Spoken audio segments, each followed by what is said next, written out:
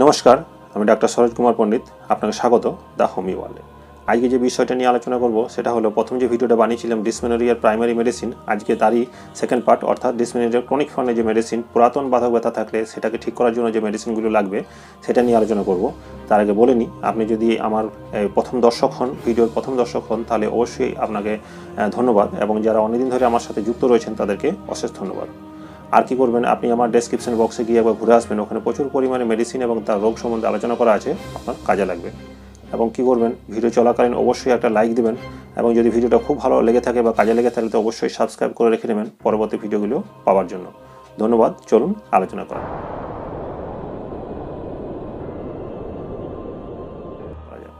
দেখুন, আজকে ডিসমেনোরিয়া কি, কেন, কেমন করে হয় সেটা নিয়ে আলোচনা করব না, শুধুমাত্র মেডিসিন নিয়ে আলোচনা করব। তাই প্রথম যে মেডিসিন সেটা হচ্ছে এমন কার্ব মেডিসিনটা কেমন হবে, পেশেন্টটা একটু মোটাসোটা হবে, এবং ঠিক ডিসমেনোরিয়ার সময় যখন বাধক ব্যথাটা হবে ঠিক সেই সময়তে যদি বমি পায়খানা ডায়রিয়ার মতো একটা লক্ষণ দেখা দেয়, তাহলে এই মেডিসিনটা খুব ভালো কাজ করবে। এবং এই রাত্রেবেলায় প্রচুর পরিমাণে সাপ হবে, রেস্ট থাকলে সাপটা বেড়ে যায়।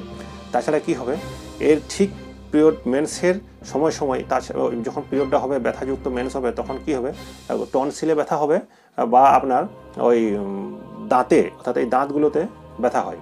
এই লক্ষণ যদি থাকে, তাছাড়া দেখবেন অনেকের টেন্ডেন্সি থাকে সকালবেলায় ঘুম থেকে উঠেই মুখ ধোয়ার সময় নাক দিয়ে রক্ত বেরোনোর, এই লক্ষণগুলো যদি পান তাহলে আপনি অবশ্যই এমন কার্ব ওষুধটা খাবেন, আপনি ভালো হয়ে যাবেন। 2 নম্বর যে মেডিসিনটা কথা বলবো সেটা হচ্ছে এপিসমেলের সাব কম হতে পারে, বেশি হতে পারে, কিন্তু যেটা হবে সেটা হচ্ছে তল পেটে প্রচণ্ড পরিমাণে ছুঁচফোঁটা একটা ব্যথা হবে, আপনি হাত দিতে পারবেন না, এতই ব্যথা হবে। তার সাথে কী হবে, পেশাবটাও কমে আসতে পারে এবং জ্বালাযুক্ত হতে পারে, পেশেন্টটা একটু ঈর্ষাপরায়ণ হবে এবং গরম একদমই সহ্য করতে পারবে না। মেন্স চলাকালীনও এত তার শরীরে তাপ বা গরম জ্বালা অনুভব হবে যে 3-4 বার করে তাকে স্নান করতে হবে, এবং ঠান্ডা আবহাওয়া তার জন্য খুব ভালো। যদি আপনার এই পেশেন্টের ব্যথাটা যদি ওভারিয়ান সিস্টের জন্য হয়ে থাকে, বিশেষত ডান দিকে, তাহলে কিন্তু এই মেডিসিনটা খুব ভালো কাজ করে। 3 নম্বর যে মেডিসিনটা কথা বলবো সেটা হচ্ছে ক্যালকিরিয়াকার। এই পেশেন্টটাও একটু মোটাসোটা, অলস প্রকৃতির, এবং কাজে খুব একটা এনার্জি থাকবে না, মোটাসোটা তো হবেই, এবং গৌরবর্ণ হবে। এর কেমন হবে দেখুন, এর লক্ষণ দেখবেন প্রথম প্রাইমারি অবস্থাতে ছেলে মেয়েদের যখন পিরিয়ডটা শুরু হয় তখন দেখবেন অনেক দিন ধরে থাকে, প্রচুর পরিমাণে হয়। ঠিক বয়স বাড়ার সাথে সাথে যদি দেখেন পিরিয়ডের মাত্রাটা কমে গেছে এবং একটা সময় ব্যথাযুক্ত হতে আরম্ভ হলো, তাহলে তাদের ক্ষেত্রে এই মেডিসিনটা খুব ভালো কাজ করবে। এবং সাথে মিলিয়ে নেবেন পেশেন্টটা কেমন হবে, হয়তো বললাম মোটাসোটা হবে, অলস প্রকৃতির হবে, তার সাথে প্রচুর পরিমাণে ঘাম হবে, ঘামের দুর্গন্ধ থাকতে পারে। আর কি হবে সেটা হচ্ছে যে ডিম খাবার একটা খুব ইচ্ছা থাকবে, দুধ একদমই সহ্য করতে পারবে না। যদি এই লক্ষণগুলো আপনার থাকে তাহলে অবশ্যই আপনি এই মেডিসিনটা খাবেন, ক্যালকিরিয়াকার, আপনি ভালো হয়ে যাবেন। 4 নম্বর যে মেডিসিনের কথা বলবো সেটা হচ্ছে ক্রিওজোট। দেখুন, ক্রিওজোট খুব পিরিয়ডটা ওর হবে একটা ঝাঁঝালো, তীব্র গন্ধযুক্ত ঝাঁঝালো হবে, এবং পিরিয়ডের পরে একটা খুব চুলকানি টাইপের হবে, মনে হবে যেন ছিঁড়ে দিয়ে এমন কিছু অবস্থা হবে, এবং জনিদারের টোটাল রাস্তাটা একদম হেজে যাবে, সেই জন্য খুব জ্বালা এবং চুলকানি হবে। পিরিয়ডের পরই এটা খুব বেশি হবে। তাহলে দেখবেন যাদের কিন্তু প্রাইভেট পার্টে খুব চুলকানি হয় তাদের ক্ষেত্রে কিন্তু এই মেডিসিনটা খুব ভালো কাজ দেবে, এবং যদি ডিসমেনিয়াও হয়ে থাকে চুলকানির সাথে বা মেন্সের পরেই, তাহলে কিন্তু এই মেডিসিনটা খুব ভালো কাজ দেবে। 5 নম্বর যে মেডিসিনের কথা বলবো সেটা হচ্ছে ল্যাকক্যানাইনাম। এটা কেমন হবে, ল্যাকক্যানাইনাম হচ্ছে ব্লিডিংটা খুব মানে ঘন হবে এবং লাল বর্ণের হবে, চটচট হবে, এবং দড়ির মতো লম্বা হবে, মানে রবার যেমন দড়ি বা রবার যেমন লাল লম্বা হয়ে যায় ঠিক সেই ধরনের হবে। এবং কি হবে, এই এটা বলেনি, দেখবেন হয়তো স্বামীরা বুঝতে পারবেন বা নিজেও অনেক সময় অনুভব হয় যে ঠিক প্রাইভেট পার্ট থেকে একটা বিচ্ছিরি দুর্গন্ধ বেরোয়। এই পেশেন্টটা এমনই হবে যে নিজে অনুভব করবে যে আমার প্রাইভেট পার্ট থেকে প্রচণ্ড একটা বিচ্ছিরি দুর্গন্ধ বেরোচ্ছে। এবং তার সাথে কি হবে, মেন্সের আগে এই গলাতে একটা ব্যথা অনুভব হবে বা ব্রেস্টে একটা ব্যথা অনুভব হয়। এই জিনিসগুলো যদি হতে থাকে এবং যদি ওপেন এয়ারে খুব ভালো, অর্থাৎ খোলা বাতাসে সে যদি খুব আরাম বোধ করে, তাহলে আপনি এই মেডিসিনটা খাবেন। এবং মিলিয়ে নেবেন, একটু সাপের স্বপ্ন বা ভয় থাকবে, এই জিনিসগুলো ভুলক্কর মাইন্ডেড হবে, একটু ভুলে যাওয়ার টেন্ডেন্সি থাকবে, তাহলে কিন্তু এই মেডিসিনটা আপনি খাবেন।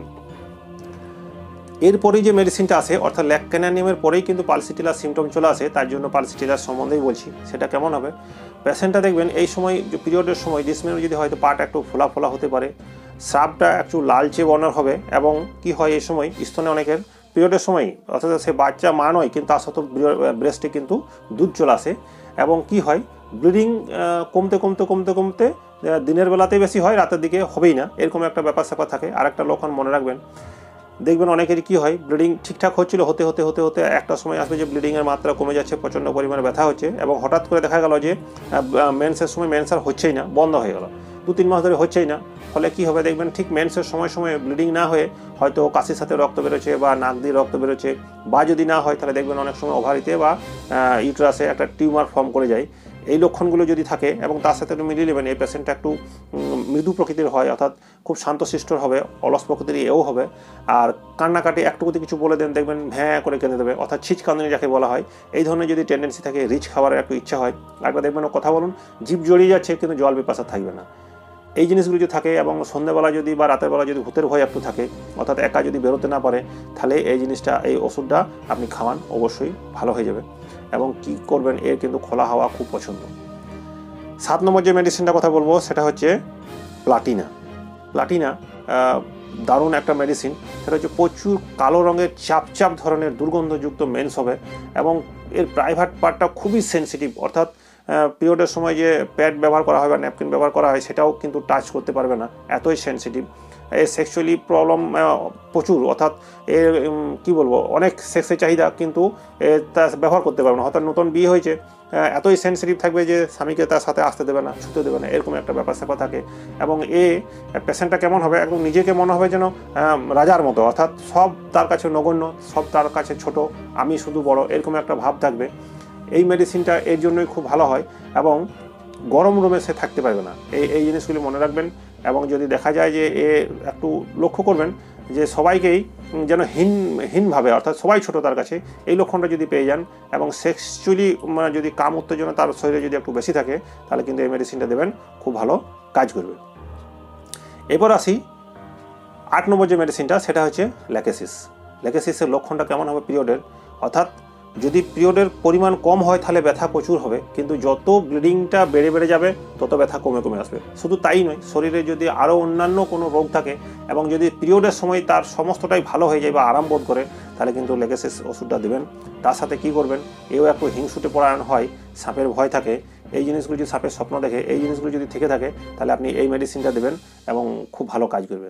কিন্তু লক্ষণটা ওইটাই হবে, যত বেশি ব্লিডিং তত বেশি আরাম, কম ব্লিডিংয়ে কিন্তু ব্যথা বেড়ে যাবে। তাহলে বাতক ব্যথায় কিন্তু এই মেডিসিনটা খুব ভালো কাজে দেয়। 9 নম্বর যে মেডিসিনটা কথা বলবো সেটা হচ্ছে সিপিয়া। এই সিপিয়ার পেশেন্টটা কেমন হবে, মনে রাখতে হবে যে এর পিরিয়ড চলাকালীন মনে কী হবে যে সমস্ত কিছু পেটের যে অর্গানগুলো আছে, অর্থাৎ যাই যন্ত্রমন্ত্র যাই পেটে রয়েছে, সেটা যেমন মনে হবে যেন সব বাচ্চা দাঁড় দিয়ে, অর্থাৎ পেশাব দাঁড় দিয়ে, বাচ্চা দাঁড় দিয়ে যেন নিচের দিকে সব বেরিয়ে চলে আসবে, এরকম একটা অনুভূতি হবে। তার জন্য দেখবেন এ সবসময় বসবে কেমন করে, ঠিক পায়ের উপর পা চাপিয়ে বসতে বাধ্য হবে, এবং এর একটা লিকুইডিয়া টেন্ডেন্সি থাকে, সাদা সার্ভিস একটা প্রবলেম থাকেই থাকে। এই সমস্ত লক্ষণ যদি আপনি থেকে থাকেন এবং যদি দেখেন যে হ্যাঁ এই পেশেন্টটা একটু সাদা সার্ভের সাথে বাধক ব্যথাও রয়েছে, তাহলে আপনি অবশ্যই খাওয়াবেন। তার আগে কিন্তু মিলিয়ে নেবেন যে এর ওই অনুভূতিটা থাকতে হবে যে হ্যাঁ কিছু একটা যেন বেরিয়ে আসছে আমার পেশাব দাঁড় দিয়ে বা বাচ্চা ঘরে দাঁড় দিয়ে সব বেরিয়ে আসবে জনিপথ দিয়ে, ভিতরে অর্গানগুলো যেন নিচের দিকে চাপ মারছে, এরকম একটা যদি অনুভূতি থাকে, তাহলে এই মেডিসিনটা অবশ্যই দেবেন, আপনার বাধক ব্যথা সেরে যাবে। সর্বশেষ যে মেডিসিনটা কথা বলবো সেটা হচ্ছে ন্যাট্টামিউর। ঠিক ল্যাকেসিসের উল্টো কেমন হয় দেখবেন, ল্যাকেসিসে কি বলেছিলাম যে পিরিয়ড যত বেশি হবে তাতে সবাই ওর আরাম মেন্সের সময়, ঠিক এই পেশেন্টটা ঠিক উল্টো, পিরিয়ড চলাকালীন তার শরীরের সমস্ত রোগ বেড়ে যাবে, মাইন্ড সিমটম বেড়ে যাবে, বিরক্তিভাব, কোনো মতেই বিরক্ত, মেন্স না হলেই তার জন্য যেন খুব ভালো, এই একটা ব্যাপার। গরম সহ্য করতে পারবে না। তার সাথে লক্ষ্য রাখবেন সকালবেলায় উঠেই যদি মাথা ব্যথা নিয়েই উঠে, তার সাথে যদি তার বাধক ব্যথা থাকে, তাহলে এই মেডিসিনটা ব্যবহার করবেন, অবশ্যই উপকার হবে। তার সাথে পেশেন্টটাকে একটু মিলিয়ে নেবেন, দেখবেন ভূতের ভয় পালসিটেলাই যেমন থাকে, এর ক্ষেত্রে কিন্তু চোর ডাকাতের ভয় থাকবে। কেমন হবে, সন্ধ্যেবেলায় ধরুন পাঁচালি করছে নিজের বাড়িতেই, হঠাৎ করে মনে পেছন দিয়ে কেউ দাঁড়িয়ে আসে, দেখতে যাচ্ছে কিন্তু নেই, এরকম একটা অনুভূতি সব মেয়েদেরই হয়। এটা কিন্তু ন্যাট্টামিউরের ভালো লক্ষণ। তাছাড়া কি হবে, এই জ্বর এলে এগুলোতে জ্বর ঠুটো হওয়ার একটা টেন্ডেন্সি থাকবে, লবণ প্রিয়তা থাকবে, খোলা হাওয়াতে খুব পছন্দ করবে, রোদ একদমই বরদাস্ত করতে পারবে না।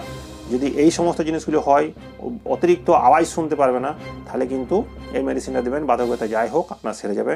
ধন্যবাদ, সুস্থ থাকুন, ভালো থাকুন। যদি কিছু জানার ইচ্ছা থাকে তাহলে কমেন্ট বক্সে গিয়ে আমাকে অবশ্যই জানান, আপনাকে আমি সাহায্য করব। ধন্যবাদ।